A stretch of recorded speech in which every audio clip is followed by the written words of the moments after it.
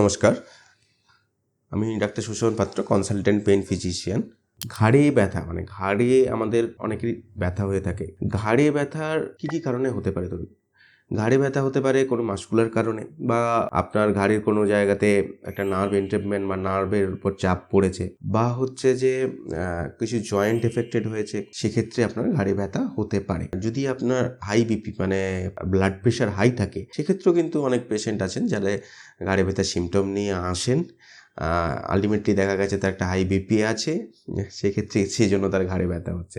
যদি আপনার এই ধরনের ব্যথা থাকে, তাহলে কি হয়, যদি অনেক সময় কেউ যদি নার্ভ এন্ট্রেপমেন্ট থাকে, তাহলে ঘাড়ের থেকে ব্যথাটা আস্তে আস্তে ঝিনঝিন, অবশ এবং পিনপিক সেন্সেশন সেটা কিন্তু হাতের দিকে ছড়িয়ে আসে। আবার অনেক ক্ষেত্রে দেখা যায় খুব লোকালাইজড একটা পেন থাকে, সেটাও একটা সময় ঘাড়ে ব্যথা করে। যারা খেলাধুলো করেন বা হেভি ওয়ার্ক করেন, তাদের ক্ষেত্রে যে ঘাড়ের ফ্যাসেট জয়েন্ট, সেই ফ্যাসেট জয়েন্টে অনেক সময় স্ট্রেস থেকে সেখানে ফ্যাসেট জয়েন্ট আত্রোফিথি হতে পারে, সেখান থেকে আপনার ঘাড়ে ব্যথা তৈরি হতে পারে। আবার কিছু কিছু ক্ষেত্রে লিগামেন্টের ইনজুরি থেকে কিন্তু ঘাড়ে ব্যথা হতে পারে। তাই এই ধরনের যদি ব্যথা হয়, ব্যথা হলে ফার্স্ট কি করবেন?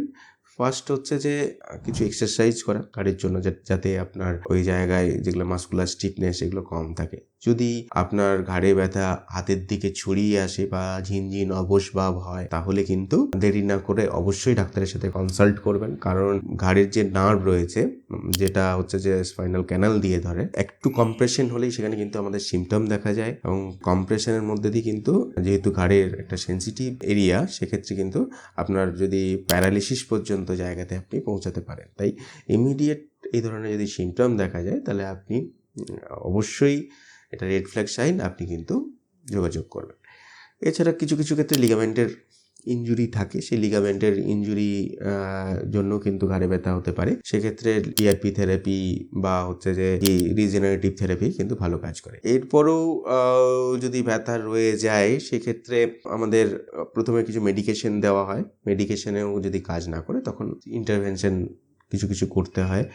যেরকম ফ্যাসেট জয়েন্ট মানে সার্ভাইকেল যে ফ্যাসেট জয়েন্ট আছে, সেই ফ্যাসেট জয়েন্টে ইঞ্জেকশন দেওয়া যায়, বা সার্ভাইকেল এপিডুরাল মানে নার্ভ রুট মানে সিলেক্টিভ নার্ভ রুট ইঞ্জেকশন, সেটাও কিন্তু অনেকের ক্ষেত্রে করতে হতে পারে, এবং সেটা যথেষ্ট পেশেন্টের ক্ষেত্রে বেনিফিশিয়াল হয়।